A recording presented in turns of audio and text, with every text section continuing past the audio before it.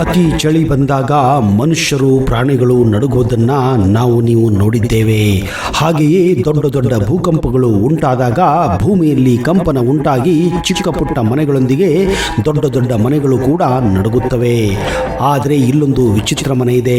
ಇದು ಭೂಕಂಪದಲ್ಲಿ ನಡುಗೋದಿಲ್ಲ, ಬದಲಾಗಿ ಪ್ರತಿ ಅಮಾವಾಸ್ಯೆಯ ರಾತ್ರಿಯಂದು ಚಳಿ ಬಂದ ಹಾಗೆ ಮನುಷ್ಯ ಹೇಗೆ ನಡುಗುತ್ತಾನೋ ಅದೇ ರೀತಿ ಈ ಬಂಗಲೋ ನಡುಗುತ್ತದೆ. ಈ ವಿಷಯ ಕೇಳಿದರೇನೆ ಮೈಯೆಲ್ಲ ನಡುಗಲು ಪ್ರಾರಂಭಿಸುತ್ತದೆ. ಇನ್ನು ಈ ಮನೆಯನ್ನು ಗೊತ್ತಿಲ್ಲದ ಹಾಗೆ ಹೊಕ್ಕಂತಹ ಆ ಕಳ್ಳನ ಪರಿಸ್ಥಿತಿ ಏನಾಗಿರಬಹುದು ನೀವೇ ಯೋಚನೆ ಮಾಡಿ. ಇದನ್ನು ಕಂಡು ಪೊಲೀಸರೇ ಇಲ್ಲಿ ಶಾಕ್ ಆಗಿ ಹೋಗಿದ್ದಾರೆ.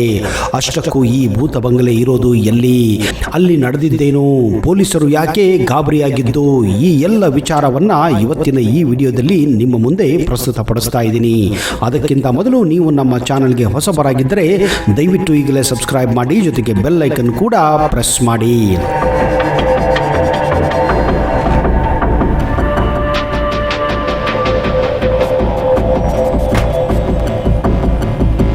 ಅಸ್ಲಂ ಚಿಕ್ಕ ಪುಟ್ಟ ಕಳ್ಳತನ ಮಾಡಿಕೊಂಡು ಪೊಲೀಸರಿಗೆ ಚಳ್ಳೆಹಣ್ಣು ತಿನ್ನಿಸುತ್ತಾ ಓಡಾಡುತ್ತಿದ್ದ.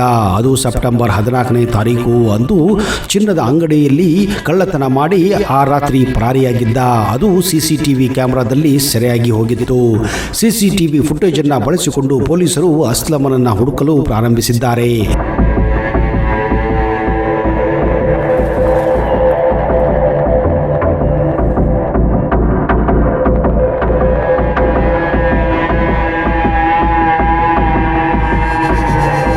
ಒಂದು ಮಾಹಿತಿಯ ಪ್ರಕಾರ ಪೊಲೀಸರು ಅಸ್ಲಂ ರಾಜಾಪುರ ಬಳಿ ಇರುವಂತಹ ಒಂದು ನಿರ್ಜರ ಪ್ರದೇಶದಲ್ಲಿ ಅಡಗಿಕೊಂಡಿರುವ ವಿಷಯ ಹೇಗೋ ಗೊತ್ತಾಗುತ್ತದೆ. 5 ಜನರ ಗುಂಪಿನೊಂದಿಗೆ ಪೊಲೀಸರು ತಮ್ಮ ವ್ಯಾನಿನಲ್ಲಿ ಆ ನಿರ್ಜಲ ಪ್ರದೇಶಕ್ಕೆ ಹೋಗುತ್ತಾರೆ. ಇದಕ್ಕಿಂತ ಪೊಲೀಸರು ಆ ಜಾಗಕ್ಕೆ ಯಾವತ್ತಿಗೂ ಬಂದಿರಲಿಲ್ಲ. ಕಾರಣ ಇಲ್ಲಿ ಯಾವುದೇ ಹೊಲಗದ್ದೆಗಳು ಕೂಡ ಇರಲಿಲ್ಲ, ಹೆಚ್ಚಾಗಿ ಜನರು ಇಲ್ಲಿ ಓಡಾಡುತ್ತಿರಲಿಲ್ಲ. ದಿನದ ಸಮಯದಲ್ಲಿ ಈ ಜಾಗವನ್ನು ನೋಡಿದರೆ ಭಯ ಹುಟ್ಟಿಸುವ ಹಾಗಿತ್ತು. ಆಮೇಲೆ ಪೊಲೀಸರು ಆ ಜಾಗದ ಬಗ್ಗೆ ಹೆಚ್ಚಿನ ಮಾಹಿತಿ ಪಡೆಯುತ್ತಾರೆ. ಪೊಲೀಸರಿಗೆ ಆಮೇಲೆ ಗೊತ್ತಾಗಿದ್ದು, ಹಿಂದೆ ಇದು ಒಂದು ಯುದ್ಧ ಭೂಮಿಯಾಗಿತ್ತು. ಇಲ್ಲಿ ಹಲವಾರು ಯುದ್ಧಗಳು ನಡೆದಿವೆ. ಈ ಜಾಗಕ್ಕೆ ಒಬ್ಬ ರಾಣಿಯ ಶಾಪವಿದೆ. ಇದೇ ಕಾರಣ ಈ ಜಾಗದಲ್ಲಿ ಏನೇ ಬೆಳೆ ಹಾಕಿದ್ರೂ ಬೆಳೆಯುವುದಿಲ್ಲವಂತೆ. ಇದೇ ಕಾರಣ ಇಲ್ಲಿ ಯಾವುದೇ ರೀತಿಯ ವ್ಯವಸಾಯವೂ ನಡೆಯುವುದಿಲ್ಲ. ಹೀಗೆಂದು ಗೊತ್ತಾದ ಮೇಲೆ ಇಲ್ಲಿ ಯಾವುದೇ ರೀತಿಯ ವ್ಯವಸಾಯದ ಚಟುವಟಿಕೆಗಳು ಹಲವಾರು ವರ್ಷಗಳಿಂದ ನಡೆದುಕೊಂಡು ಬಂದಿಲ್ಲ. ಇದೇ ಕಾರಣ ಇದು ಒಂದು ರೀತಿಯ ಬಂಜರು ಭೂಮಿಯಾಗಿದೆ.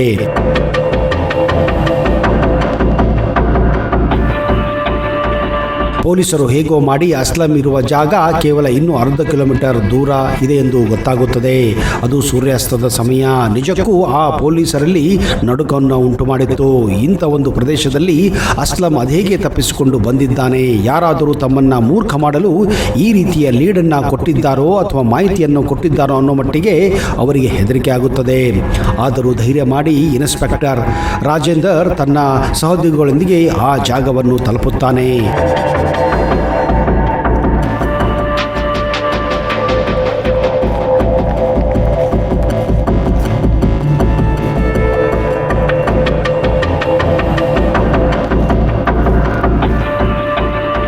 ಅದು ನೋಡಿದರೆ ಭಯ ಹುಟ್ಟಿಸುವಂತಹ ಒಂದು ಭೂತ ಬಂಗಲೆ. ಸುತ್ತಲೂ ಕಿಲೋಮೀಟರ್ ಗಂಟಲೆ ಯಾರೂ ಕೂಡ ಅಲ್ಲಿ ವಾಸಿಸುವುದಿಲ್ಲ. ಇಂಥ ಜಾಗದಲ್ಲಿ ಆ ಬಡ್ಡಿ ಮಗ ಅಸ್ಲಂ ಅದು ಹೇಗೆ ಬಂದ ಅಂತ ರಾಜೇಂದ್ರಗೆ ಯೋಚನೆ ಆಗುತ್ತದೆ. ಇಂಥ ಜಾಗದಲ್ಲಿ ಯಾರು ಕೂಡ ಬಂದು ಬಚ್ಚಿಕೊಳ್ಳಲು ಸಾಧ್ಯವಾಗುವುದಿಲ್ಲ. ಇಲ್ಲಿ ಬಂದಿದ್ದು ವೇಸ್ಟ್ ಆಯಿತು ಎಂದು ವಾಪಸ್ ಹೋಗಬೇಕೆಂದು ಪೊಲೀಸರು ನಿರ್ಧಾರ ಮಾಡುತ್ತಾರೆ. ಅಷ್ಟರೊಳಗೆ ಎಲ್ಲೋ ಒಂದು ಸದ್ದು ಕೇಳಲು ಪ್ರಾರಂಭಿಸುತ್ತದೆ.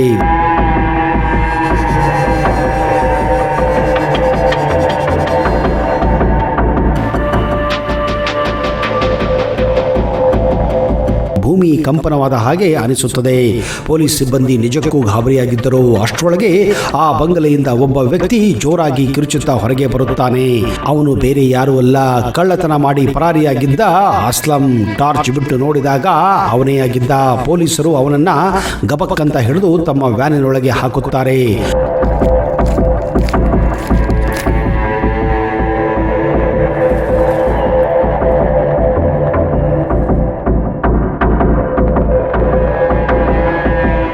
ಆ ನಡುಗುವ ಮನೆಯನ್ನ ನೋಡಿ ಪೊಲೀಸರು ದಂಗಾಗಿ ಹೋಗುತ್ತಾರೆ. ಅವರು ಎಲ್ಲಿ ಈ ಮನೆ ಅವರ ಮೇಲೆ ಬೀಳುತ್ತದೆ ಅಂತ ಹೆದರಿ ತಮ್ಮ ವ್ಯಾನ್ ಅನ್ನ ನಗರದ ಕಡೆ ಸ್ಪೀಡ್ ಆಗಿ ಓಡಿಸಲು ಪ್ರಾರಂಭಿಸುತ್ತಾರೆ. ಹೇಗೋ ಸುರಕ್ಷಿತವಾಗಿ ಬಂದು ಠಾಣೆಯನ್ನ ತಲುಪುತ್ತಾರೆ ಹಾಗೂ ಅಸ್ಲಮನನ್ನ ಒದ್ದು ಒಳಗೆ ಹಾಕುತ್ತಾರೆ.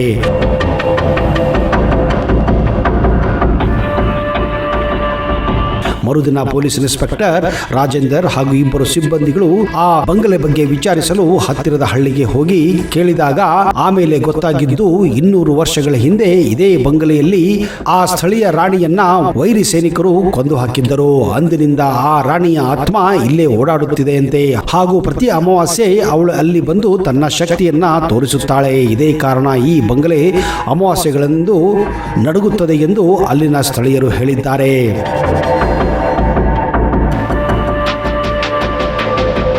ಹೌದು ಸ್ನೇಹಿತರೆ, ಈ ಘಟನೆ ಸತ್ಯ ಘಟನೆ. ಇದು ನಡೆದಿದ್ದು ಮಧ್ಯಪ್ರದೇಶ ರಾಜ್ಯದ ಗ್ವಾಲಿಯರ್ ನಗರದಿಂದ 37 ಕಿಲೋಮೀಟರ್ ದೂರದಲ್ಲಿರುವ ರಾಜಾಪುರದಲ್ಲಿ. ನೀವು ಕೂಡ ಸುತ್ತಮುತ್ತ ನಿಮ್ಮ ಹಳ್ಳಿಗಳಲ್ಲಿ, ನಗರಗಳಲ್ಲಿ, ಮಹಾನಗರಗಳಲ್ಲಿ ಪಾಳು ಬಿದ್ದ ಮನೆಗಳನ್ನ, ನೀವು ಬಂಗ್ಲೆಗಳನ್ನ ನೋಡಿರಬಹುದು. ಆದರೆ ಸ್ನೇಹಿತರೆ, ಈ ಪ್ರತಿಯೊಂದು ಮನೆಗಳಿಗೂ ತಮ್ಮದೇ ಆದಂತಹ ಕತೆ ಇರುತ್ತದೆ. ಪ್ರತಿಯೊಂದು ಗೋಡೆಯ ಹಿಂದೆ ಒಂದು ಕತೆ ಬಚ್ಚಿಟ್ಟಿರುತ್ತದೆ ಅನ್ನುವುದಕ್ಕೆ ಅನುಮಾನವೇ ಇಲ್ಲ.